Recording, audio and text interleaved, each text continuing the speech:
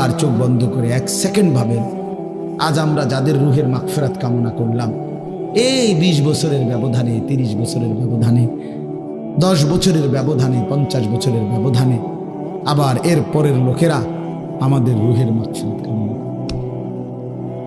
এটা কি পরিমাণ বাস্তবতা, কি পরিমাণ বাস্তবতা!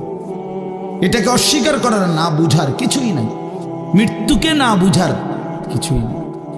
কারণ এত বেশি জলজ্জান্ত আল্লাহ তাআলা এটা আমাদের সামনে দেখাইছেন, এত মানুষের মৃত্যু আল্লাহ আমাদের সামনে দেখাইছেন, এটাকে অস্বীকার করার, না বুঝার কিছুই কিছুই নেই।